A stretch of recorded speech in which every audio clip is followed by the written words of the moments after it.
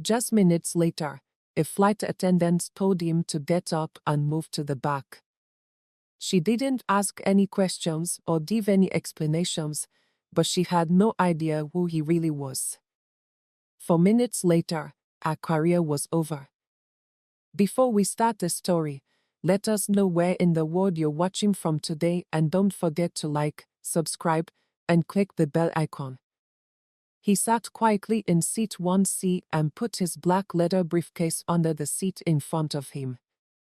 His name was Bilal. His blue suit was clean and pressed, and he had a thick business file on his lap. He looked calm and focused as he turned the pages of the file while people bought on the plane around him. It wasn't his first flight, he'd been on hundreds of them before.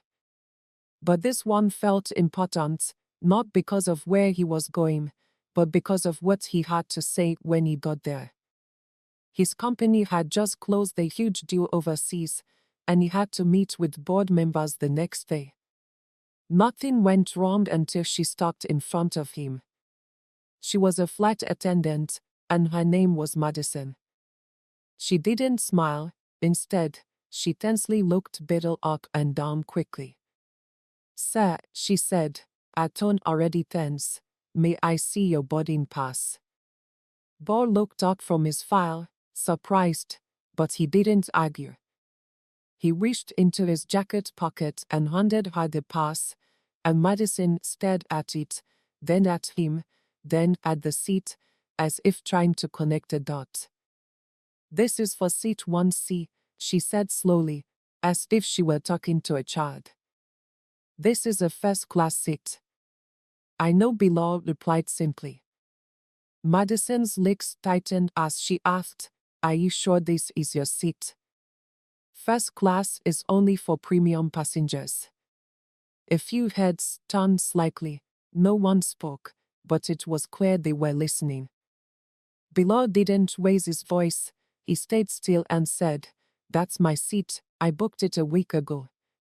Madison took a deep breath and crossed her arms. "Do you have any proof of purchase? Did someone give you this?" "I paid for it myself," she said with a forced smile that didn't reach her eyes. "Sir, I think there might be a mistake. He should come with me. We'll take care of it in the back." There was a heavy, tight silence between them. Passengers looked at each other, some frowning and pretending not to notice. Bilal looked down at his briefcase. Then he quietly stood up, picked it up again, and walked down the aisle with her. He never argued or raised his voice, but every step he took felt. When they got to the back of the plane, Madison pointed out an empty seat near the bathrooms and said, "Please take a seat here. We'll let the gate know if there's a seating issue." Bilal sat down, opened his phone, and sent a message, "They just moved me from first class to the back. Didn't believe the ticket was mine." He didn't say anything else. He didn't need to. The person on the other end of the message already knew what that meant and what they needed to do. Far read the text with a serious face. She was in a quiet meeting room reading a long report when her phone rang. It was a message from Bilal. There were no emojis or punctuation marks in it, just calm, controlled words. But she knew him well. She knew what he didn't say, and what he didn't say was louder than anything else in the room. Farah wasn't just anyone. She was the airline COO, the woman who had worked her way up from ground staff to executive leadership shop. She didn't like to wait for things to get fixed, so she picked up the phone and called the captain of Flight 498 directly. Her voice was steady and quiet, but firm. "There's a serious problem on board," she said. "One of our board members was just moved out of first class by a flight attendant. His name is Bilal, and he's sitting in seat 1C. The tall captain, Raymond, froze on the other end of the line. "Bilal, that boy," Farah said sharply. "Do not take off until this is fixed." For the cabin crew, Raymond reached for the in-flight phone and pressed the call button. His co-pilot Lena looked over at him and asked, "Everything all right?" Raymond muttered, "No, everything's about to go very, very wrong for someone." A few seconds later, Madison's voice came through the speaker. "Yes, Captain, please report to the cockpit right away." She hesitated. The request wasn't common, and the tone in his voice didn't sound normal. Madison adjusted her scarf and straightened her jacket, then started walking toward the front of the plane. As she went by the people sitting down, many of them had already noticed something was off. She didn't look at anyone, not even Hannah, the younger flight attendant who had been quietly watching the earlier exchange and hadn't said a word. When Madison walked into the cockpit, she didn't make eye contact with anyone. She was surprised to see Thor's face glowing on the screen, her eyes sharp and unreadable. "Madison, I want you to tell me what just happened with the passenger in seat 1C, Farah asked. Madison blinked. "I moved him to economy. His ticket looked sketchy. I thought maybe he got it from someone else. He didn't seem like he belonged in first class." There wasn't a word spoken in that heavy, cold silence. Farah didn't react right away. She didn't blink or move. "The man you removed, Farah." Madison's throat dried up as she spoke. "I didn't know." "That's exactly the problem," Farah cut her off. "You didn't know. You didn't check the manifest. You didn't verify anything. You assumed." The captain stayed silent, his jaw clenched. Lena glanced away, suddenly interested in the instrument panel, even though her arms were perfectly still. Farah leaned slightly forward on the screen. "You are to walk back to him, apologize in front of the passengers and bring him back to his seat, and when the plane lands, you'll be in my office right away," Farah said. "Is this official?" Madison asked. "Is this official?" Farah's eyes narrowed. "It became official the moment you made a decision based on how someone looked instead of what was on their ticket." Madison turned pale and her legs shook. For the first time in her career, she wasn't giving instructions, she was following them. The walk back to economy felt like the longest of her life. It was subtle, but people could feel it. There were whispers after Bilal was moved, and now that the same flight attendant was back with a different look on her face, closer, less sure eyes started to follow her. Bilal sat quietly in his new seat, his hands on his lap.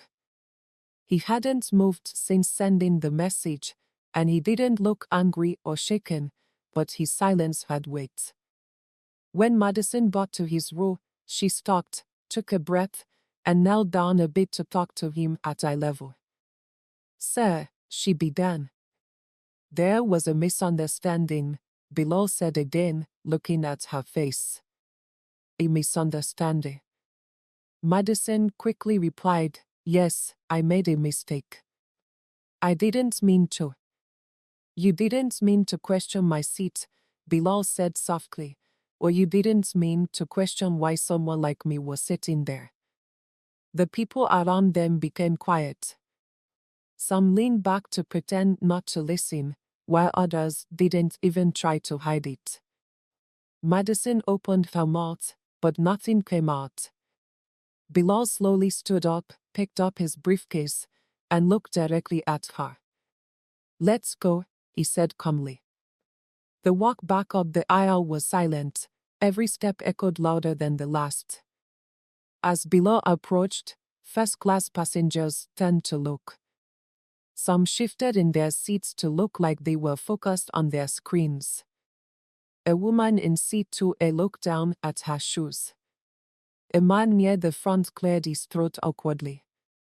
Bilal reached his seat, and Madison pointed to it with a slightly shaking hand. Seat 1C she was. Bilal put down his briefcase, adjusted his jacket, and sat down. He didn't say thank you or not. He didn't have to. Madison stood there for a second too long, not sure what to say next. But Bilal had already opened his file again, making it clear that the conversation was over. She turned and walked back toward the galley, feeling something she hadn't felt in years: shame. As she walked behind the curtain, Hannah stood near the coffee station with her arms crossed. She didn't say anything. Hannah asked flatly, "Are you all right?" Madison didn't answer. She just grabbed the water bottle and held it too tightly. In first class, Bilal turned a page in his book. His face hadn't changed, but his phone buzzed again. It was a message from Farah. She wouldn't be staying in her position after this flight. Bilal typed a short response, thinking that it would be enough. The silence returned, but this time it wasn't quiet, it was waiting. The plane was steady at 35,000 feet, but things didn't feel steady inside the cabin. Everyone was thinking the same thing: something very bad had just happened. Madison stayed in the galley and pretended to organize trees and statistics, but her hands were shaking a little with each move. She kept looking at the curtain that separated her from the first-class cabin every time she heard footsteps, but no one came for her bet. Hannah leaned against the wall with her arms crossed and watched Madison with a calmness that made her look scared. After a long silence, Hannah finally spoke. "You didn't check his name, did you?" Madison froze for a second and then looked over with a sharp expression. "I didn't need to. He didn't look like he belonged there." Anna finished asking Madison, not raising her voice, and Madison didn't answer. She turned away with a stack of plastic cups and kept talking in a quiet but firm voice. "You didn't check, you didn't verify, you just assumed, and now you're trying to fix something that probably can't be fixed. Procedure: checking the manifest before making someone feel like they're not good enough to sit in a seat they paid for." That's what Hannah said while standing up right now. That's what Madison said. Her jaw clenched, and her eyes burned not with tears but with the realization that someone lower in rank had told her the truth she was trying hard not to admit. Up in first class, Bilal sat quietly sipping water that Hannah had brought earlier without saying a word. Her silence had felt respectful, not awkward like she thought it would be. Every once in a while, someone would glance his way and quickly look away. No one said anything, but the air was filled with regret, guilt, and embarrassment. Not from Bo, but from the people who had seen it all happen and done nothing. One man across the aisle cleared his throat softly and leaned slightly toward him. "That was unfortunate," he said. "Unfortunate." Bilal looked at the man with slightly raised eyebrows. "Fortunate." The man shifted in his seat. "I mean, it shouldn't have happened." Not answer right away. Then he said, "You were there. You saw everything and didn't say a word." The man blinked, surprised. "Well, I didn't want to get involved." Bilal gave a small, unreadable smile and turned back to his fire. "Most people don't." Back in the cockpit, Captain Raymond's phone buzzed again. He picked it up and read the message. He knew what was going to happen next, and so did Madison, even though she didn't want to admit it yet. The airline wasn't just looking for an apology, they wanted accountability, and this wasn't going to wait until landing. When the in-flight phone buzzed again, Madison flinched at the sound. She had been standing near the galley door staring blankly at She had seen the safety instructions 1,000 times before, but now every beep and call felt like a spotlight was shining on her. She picked up the phone with a shaky hand and said, "This is Madison." Captain Raymond's voice was calm but clear. "Please be advised that upon landing, airport security will be boarding the plane. You're expected to cooperate fully. I suggest you prepare." Madison's throat tightened as she said, "Captain, I already apologize." He's back in his seat. This isn't just about the seat. Before she could say anything, the phone line went dead. She slowly put the phone back on the hook, her shoulders dropping as her hands got cold. This wasn't going away, not in the air, not when they landed, not even when Hannah walked by her without saying a word while checking the coffee pot. The silence between them wasn't peaceful, it was full of things Madison didn't want to hear. She grabbed a tray and walked out into the aisle to look busy. She slowly served drinks to people in first class who barely looked up. It seemed like nothing had changed around below. He was reading again. When she got to his row, she hesitated.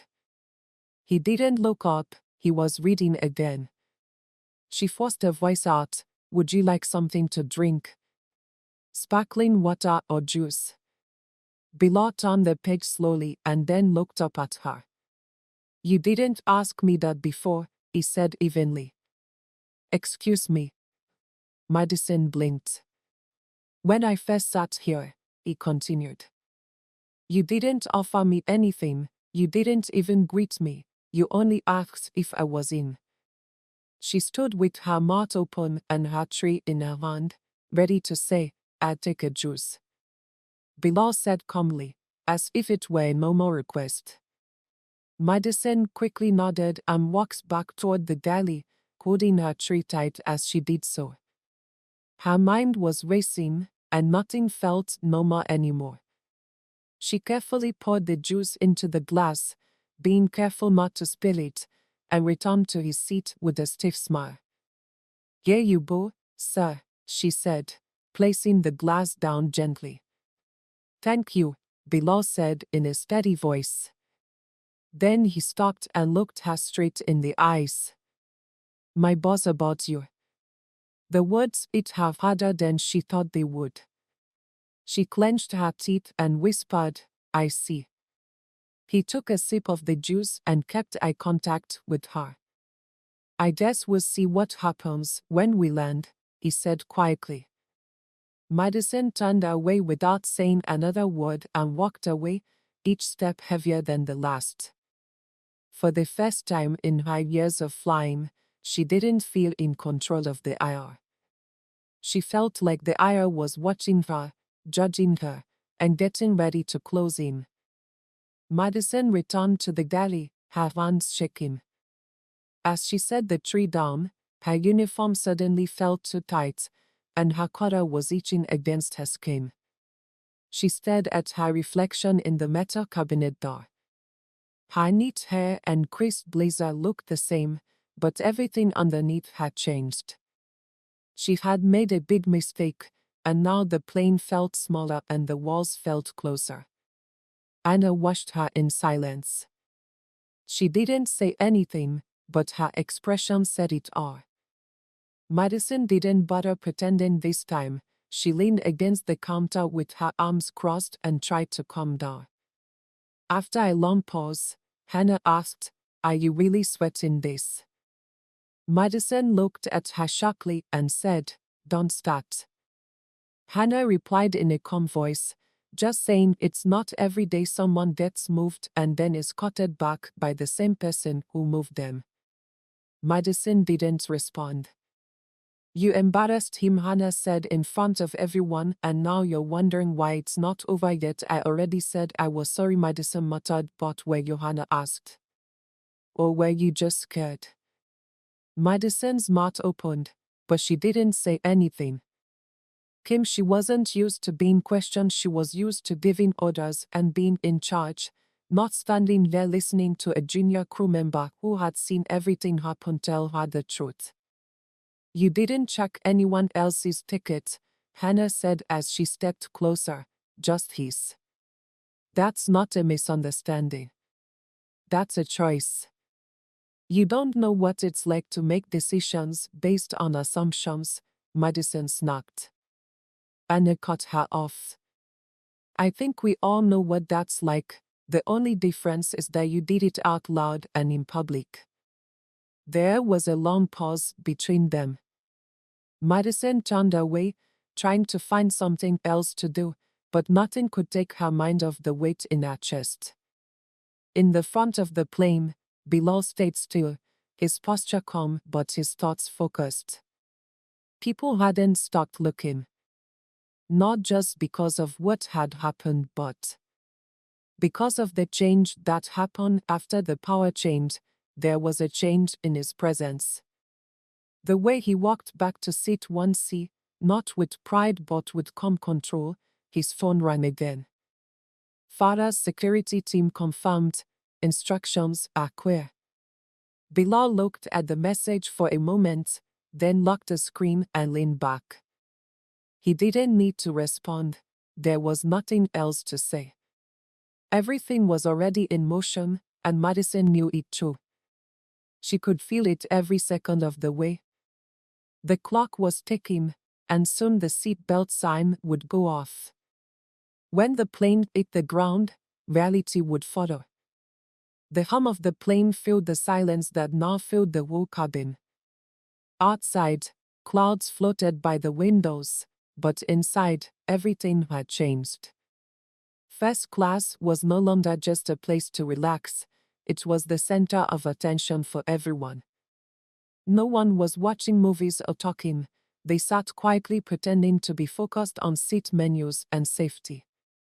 People often looked at seat 1C, but Bo stayed calm, crossing one leg over the other and sipping from the juice glass Madison had brought him minutes before. He didn't show his authority by yelling or getting angry.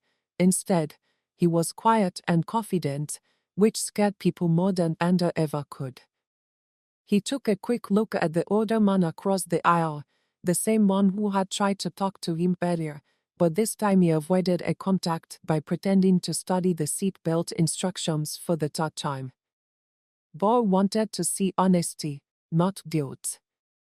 But most people on this flight chose to keep quiet. In the galley, Madison sat on the small pull-down cruise seat with her head in her arms and her elbows resting on her knees. The flight still had almost 2 hours to go, but she wished it would land right now to be over with. Her heart pounded in her chest louder than the engine noise outside. She had never felt this cornered in all her years of flying. She thought about what she would say when they landed. Would she explain it? She had made snap decisions before about people sneaking into better seats, passengers pretending to be important, but this wasn't like those times. This wasn't just about a wrong seat, it was about someone she had decided didn't belong. Hannah walked in and leaned against the wall again, watching her. There was a pause before she spoke, her voice softer this time. You ever think about why you assumed he wasn't in the right seat? Madison didn't answer, but Hannah went on. You've walked on how many flights you've been on, you've seen all kinds of people, but today you saw something else, something that didn't fit your idea of first class. Madison slowly looked up. It's okay to talk now. You weren't the one making the call. Anna shook her head. I was the one watching you make the wrong one. Madison stared at her speechless. I wanted to say something, Hannah said, but I let you do it because I thought you might know something I didn't. But when you walked past me with him, the look on your face. Madison whispered, you weren't doing your job, you were defending your pride. Those words sat heavy between them. Madison looked away again, her eyes stinging a little, but she blinked it away. I'm sorry, wasn't going to fix this anymore. She had already walked him to the back like he didn't matter, and now every move she made was being judged and remembered. Up front, Bilal pulled out his phone again. Another message had come through from Farah. The Farah media department was already writing a statement. You won't be named, but the crew will be looked into. Just so you know, Bilal typed a reply, then paused. He ran his fingers over the screen before locking it without writing anything. He wasn't mad, he was tired of having to prove he belonged in rooms, meetings, and seats like 1C. He was tired of the forced smiles, double glances, and people thinking that a suit, ticket, or quiet attitude had to go with a certain look. Farah knew this wasn't going to be a simple internal matter. Stories like this make people suspicious. People on the plane had seen it happen, and some of them would talk about it. Maybe someone had even recorded it. The story would get out, with or without names. While Madison sat in the back trying to make up a story that would protect her, Bilal wasn't thinking about getting even. He was thinking about how many other people like him had been moved, ignored, or fired without ever being walked back to their seat. This time was different. The plane was still in the air, but the fall had already begun. The cabin lights dimmed a bit to show that it was getting later in the flight. Most people sat down more, but no one seemed calm. There was too much that wasn't said, too much weight pressing down on every silent aisle and every subtle glance. Madison stayed in the back galley, arms wrapped around herself. She hadn't spoken in a while, and Hannah had stopped commenting. The tension had gone from being shocked to being quiet, and that quiet was worse. It left her alone with her thoughts, which was something she had been trying to do. She kept thinking about how she had stood in front of Bilal, questioning his seat and making the whole cabin look at him as if he didn't belong. At the time, it had felt like control. Now, it felt like letting her own assumptions and insecurities show. What scared her the most wasn't what would happen when they landed. What scared her was how quickly it had all happened, for minutes. That was all it took for one choice to throw her whole career off track. It only took minutes for the message to reach the desk of one of the most powerful people in the airline. When she approached Bella, she had no idea who he was. But now the weight of his position wasn't what scared her, it was the weight of her own judgment. She thought that being in charge meant being firm, making quick decisions, and cutting people. But what she did wasn't confidence, it was bias in action, and she was the one sitting in the back of the plane afraid to look anyone in the eye. In first class, Bilal moved a little in his seat. His face stayed calm, but he was watching everything, every tone change, every awkward smile, and every moment of silence that wasn't really silence at all. It wasn't about getting back at Farah. He sent the message because he was sick of letting these moments pass. He thought about other people who had been treated badly but didn't have someone like Farah on speed dial or a name big enough to make people nervous on a plane. How many people had walked to the back of the plane with their heads down and no apology waiting for them at the end? A voice crackled from the speaker. It was Captain Raymond. "Ladies and gentlemen," he said, "we'll be descending soon. Please make sure your seat belts are fastened, 3 tables are up, and electronic devices are stored. Cabin crew, prepare for landing." The tone of the announcement was even professional, but Bilal picked up on the slight edge that comes when the captain knows more than the passengers. Anna moved down the aisle. The last few checks. When she got to Bilal's seat, she stopped and asked, "Is everything okay, sir?" "What's wrong?" she asked in a soft, respectful voice. Bilal looked at her for a second and then nodded once. "Everything's fine." But they both knew that wasn't completely true. Hannah kept checking seat belts down the aisle, and Madison stayed hidden in the galley with her hands on her stomach. Madison had heard the announcement, and it made her nerves fall even more. The plane was descending, and so was her career. She thought about every detail. She remembered Bilal's calm voice and how he hadn't raised it when she told him he didn't deserve to be where he was. She also remembered how steady he looked as he walked back to his seat. He was more powerful in silence than she ever had been with rules. Now everyone on the crew knew. The whispers had spread. During a quiet exchange on the intercom, the captain told the team that she had moved the board member who had embarrassed him in front of the whole cabin. Soon, security would be waiting at the.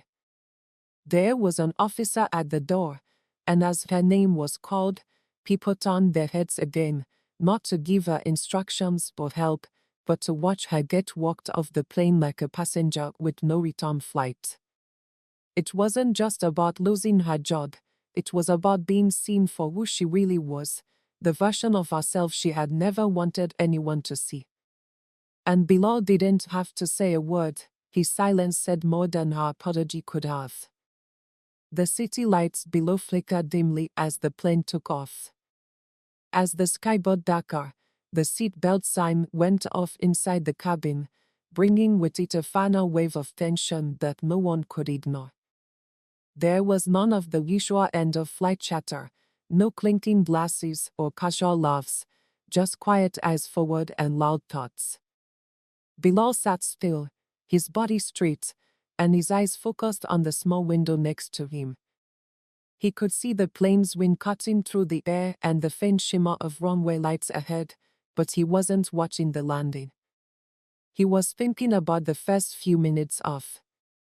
He hadn't touched his phone since he sat down, but he didn't need to. Everything was already in motion. A message from Farah hours ago had set off the chain of events. Security had alerted the ground team, and an internal memo was going around. In just a few minutes, the last part would start. Back in the rear galley, Madison was hunched forward with her fingers locked together. She hadn't talked to anyone since the descent began, and her earpiece was. It felt like an eternity passed, and all she could hear was her own breathing and the low murmur of people getting ready for landing. She didn't dare cross the aisle again. She thought about what would happen when the plane got to the gate. Her name would be called, and there would be no warning or time to calm down. Just a firm voice telling her to step forward, and she would be led out in full uniform past people who had just seen her embarrass a man they knew carried a lot more weight than she did. What scared her more than being kicked off the plane was the respect and reputation she had already lost before she even got there, her discipline, her clean record, her 10 years of service, and her ability to stay calm under pressure. But today, none of that mattered. Today, one choice had destroyed it all, not because of who Bilal was, but because of who she had chosen to believe he wasn't. She couldn't stop thinking about his face and how calm he looked, how he hadn't yelled or. He didn't have to say anything, his silence filled every empty seat on that plane. In first class, Bilal adjusted his blazer and buckled up his seatbelt. The lights above had changed to landing mode, casting a soft glow across the cabin. He took a quick look around. Most people were still avoiding his gaze. Some were staring straight ahead, others were pretending to be asleep, and the man across the aisle was nervously chewing his lip. It was interesting how quickly power changed hands, people who had. He didn't want to be the center of attention and hadn't asked for it, but he knew for sure that everyone in that cabin would remember this moment. Not because he was rich, powerful, or connected, but because they had seen what quiet dignity looked like when it stood up without saying a word. The plane's nose dipped slightly as the wheels touched the ground, and there was a soft thump that echoed through the cabin as rubber met runway. There were no cheers or applause, just a quiet realization that the flight was over. Madison, the proceedings were just getting started when Captain Raymond's voice came over the speaker. Ladies and gentlemen, please remain seated with your seat belts fastened until the seat belt sign is off. He asked everyone to do this while the crew prepared for the arrival procedures.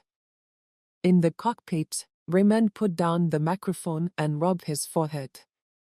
He had flown dozens of international routes and dealt with storms, medical emergencies, and engine alerts, but this one felt different.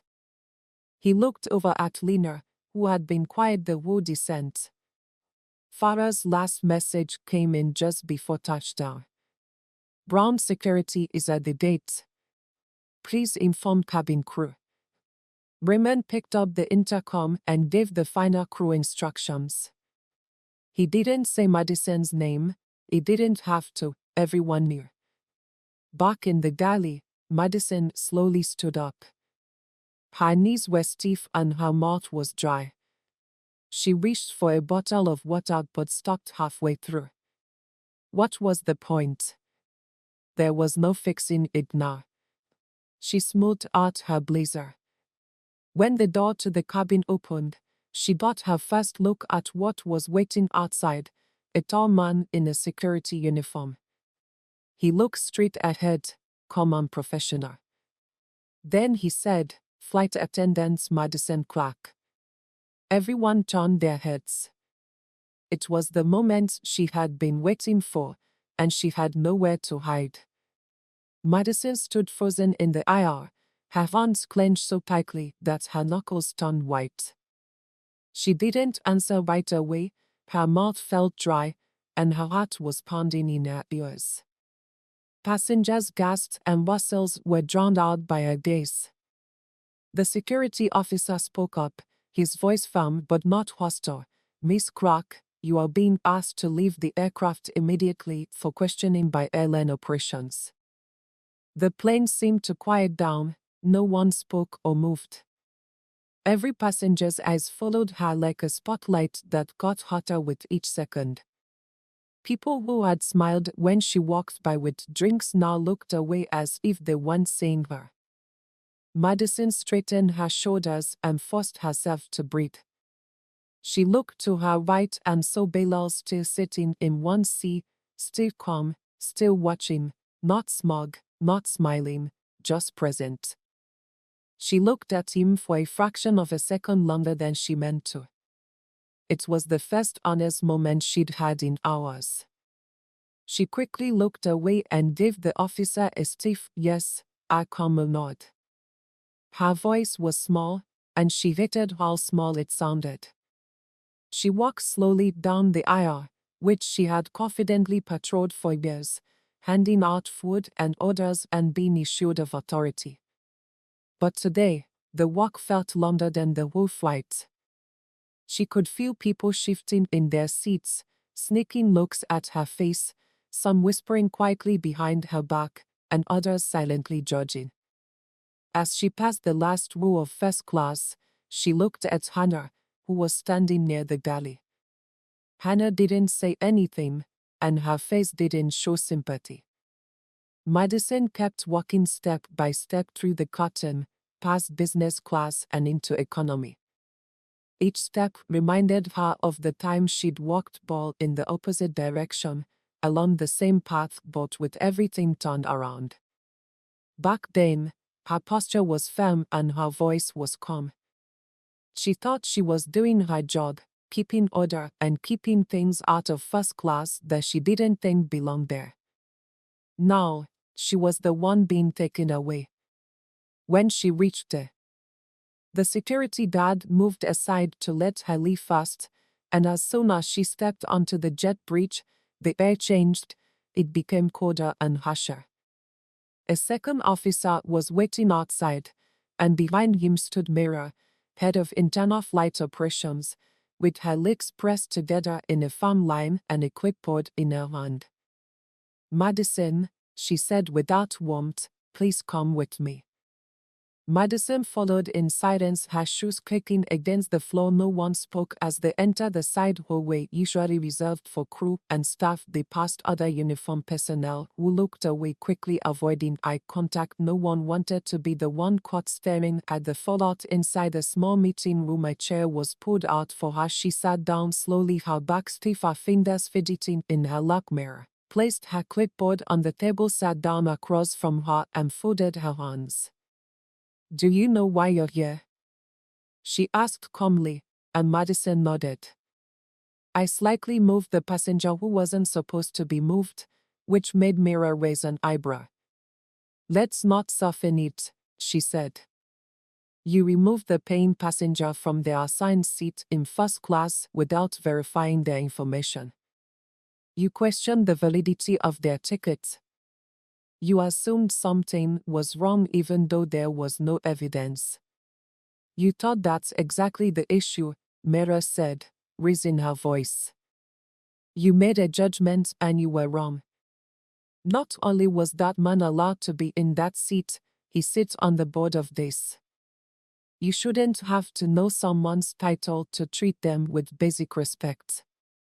Mira leaned forward a little and said, you shouldn't have to know someone's title to treat them with basic respect. Madison's throat tightened as she said, I didn't know who he was.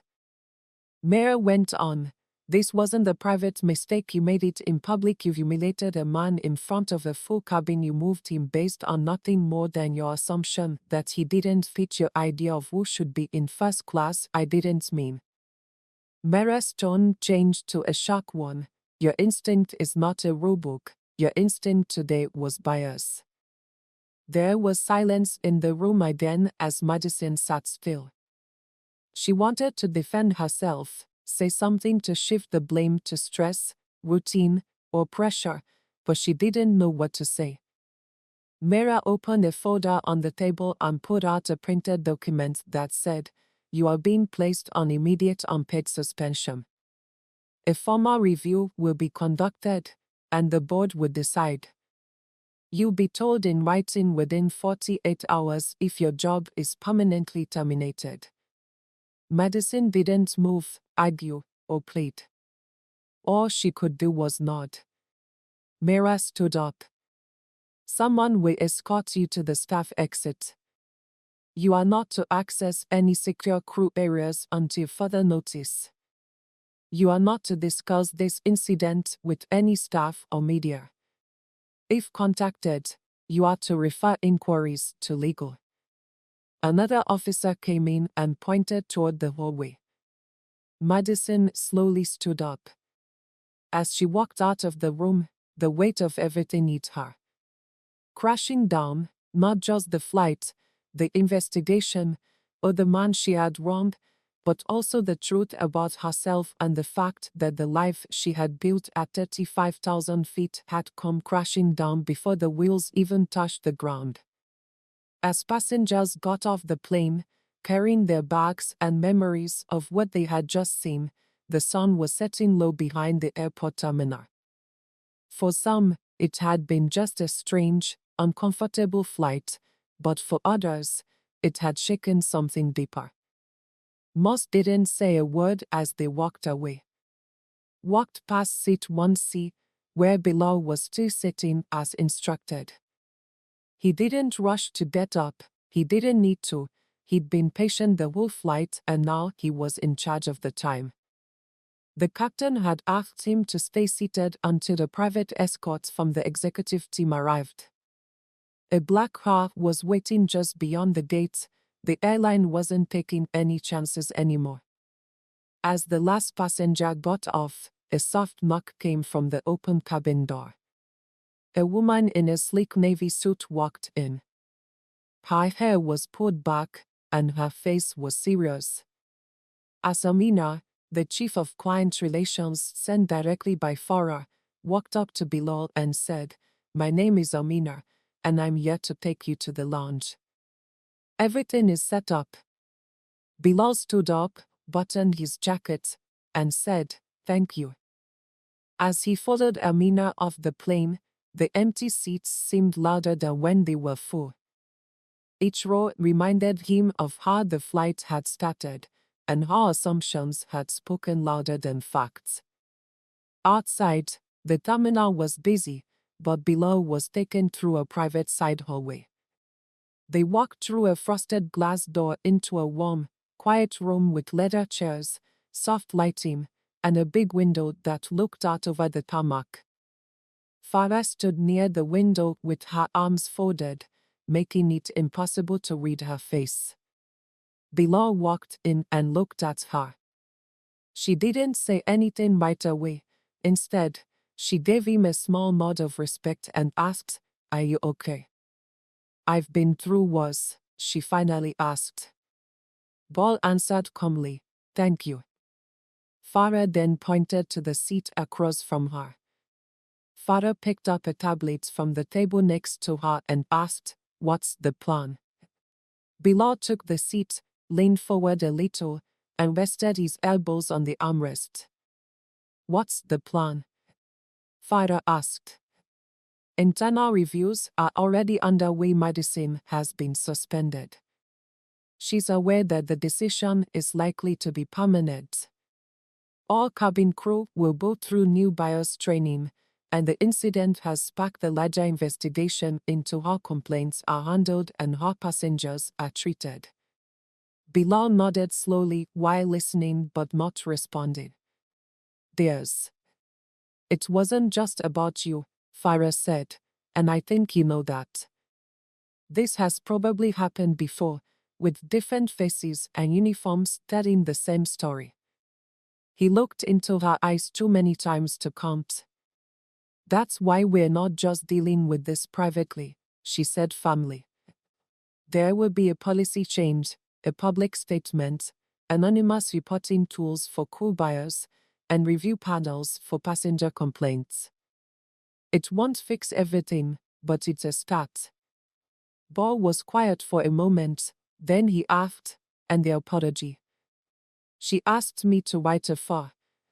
Bilal raised an eyebrow and asked, "Did she write it?" "She did." "Do you want to read it?" he asked, then shook his head, "Not yet." Farah put the tablet back down and said, "Understood." They sat in silence for a moment. Then Bilal said, "You handled this well." Quietly and quickly, "Thank you." Farah gave a half-smile and said, "I've seen how things get ignored. Not this time." Just then her phone rang. "The board is ready," she said, standing. "They want to talk about how to roll this out." Bilal stood with her and said, "I'll let you handle it." Farah nodded and asked, "Are you sure you don't want to join us?" Ball smiled slightly and said, "I've said what I needed to say. The rest is up to you." Farah paused and then shook his hand, "We won't waste the chance." As Ball left the lounge and walked toward the private exit, his steady pace showed the policies were changing and conversations were beginning. There was no longer silence after moments like these. There was action, accountability, and something Madison hadn't expected when she made her choice, a reckoning. One that wasn't loud or screamed, but would be remembered. Back in her small apartment, Madison sat on the edge of her bed, still wearing her uniform from earlier that day. Her blazer was unbuttoned and her name tag was taken off, but it still felt like a shadow around her. The room was quiet except for the low hum of city traffic outside her window. Her phone lay face up next to her, with the last email she had received from HR subject, "Official suspension." Notification of unpaid suspension pending review. Next, an internal hearing will be set up, and finally, do not return to work or report to duty without written permission. She had read it 5 times, and each time the words seemed colder and more permanent. She kept hoping that it was just a misunderstanding and that she could get over it with a warning or a disciplinary session, but deep down she knew that this wasn't going away. She leaned forward, her elbows on her knees, and her hands in her hair. Things changed so quickly. 1 minute she was telling a man to move because he didn't look right for first class, and the next she was being escorted off the plane in front of everyone. The memory of that moment was fresh and painful, with people turning their heads and staring or whispering. The silent walk down the aisle, which she used to do with pride, now felt like a hallway full of judgment. What bothered her most wasn't the punishment, but the clarity she had after everything had settled down. She had made a choice. No one had made her do it. She moved below without being told to, because she had seen him, assumed it was true, and acted like it was true. She hadn't even realized she was doing it at the time. It felt like something she'd done 100 times before. That's what made it worse. It had become automatic. She closed her eyes and thought about the way he had looked at her, not angry or disappointed, but with quiet strength and dignity, like he had seen this happen before and was just waiting to see what she would do next. He hadn't yelled, and he hadn't. He said he just moved, which hurt her more than if he had screamed. She looked at the email app that was still open on her phone. There was another apology message in the drafts folder.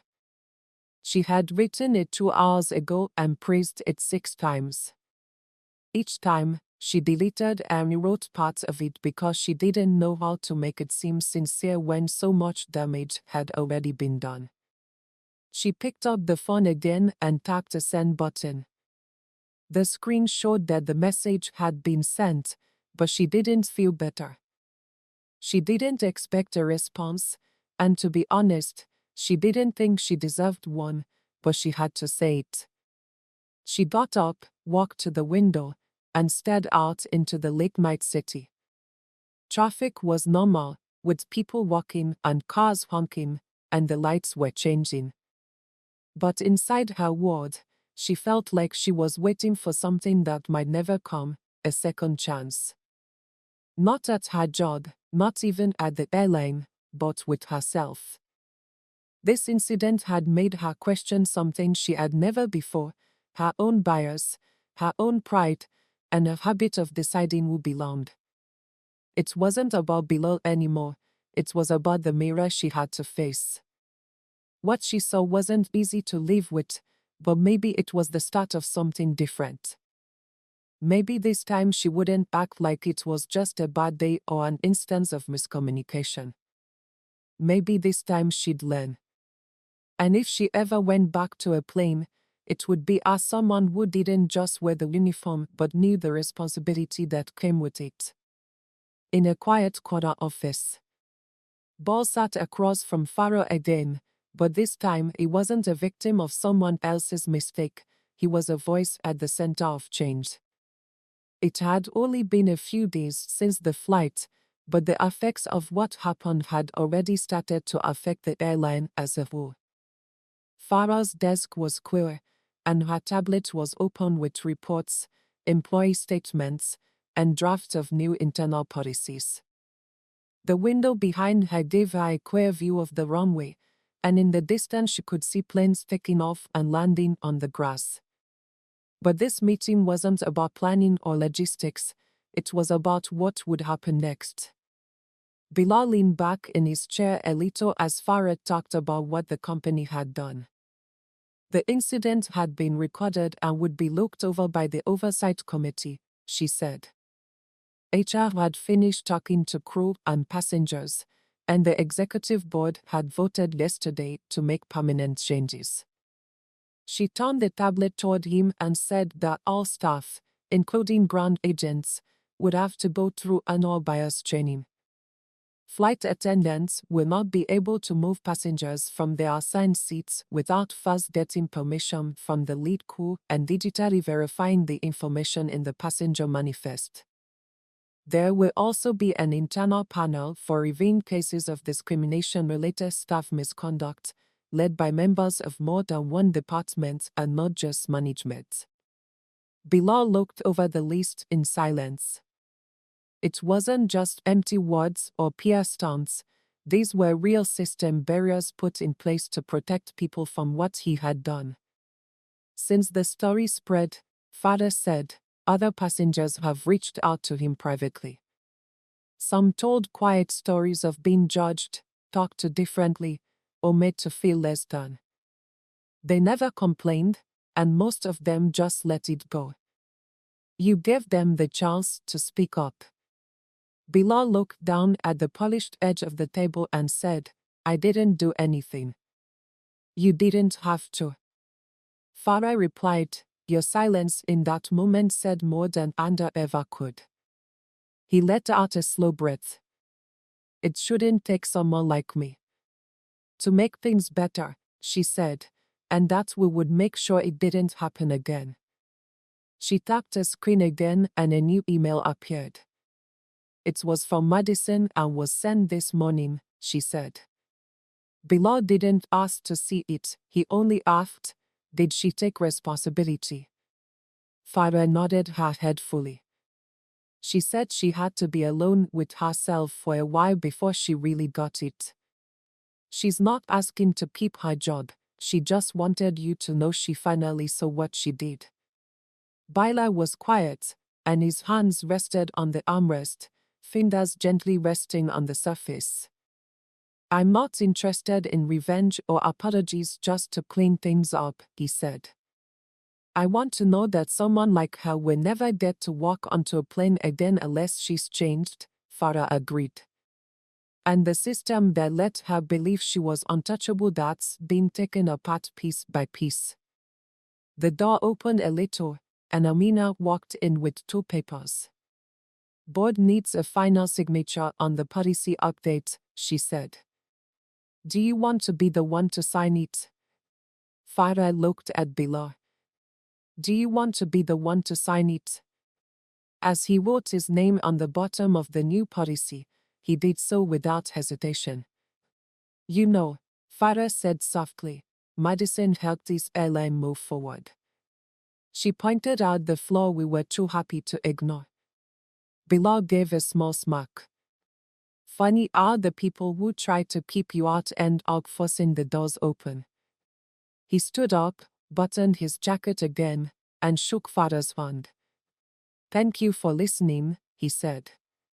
Thank you for not staying quiet. As he walked out of the office, he passed one of the young trainees, a girl with dark hair and nervous eyes, smiled slightly as if to say, I saw what happened. Bilal nodded back in a way that was both subtle and queer. There was no need for speeches or the spotlight because the change was already here, not in loud announcements or news stories, but in every policy that now carried his name in its shadow and in every crew member who would have to look a little closer before deciding who did and who didn't. 2 weeks later, there was still a quiet report in the airline industry, and not just in Bilal's company.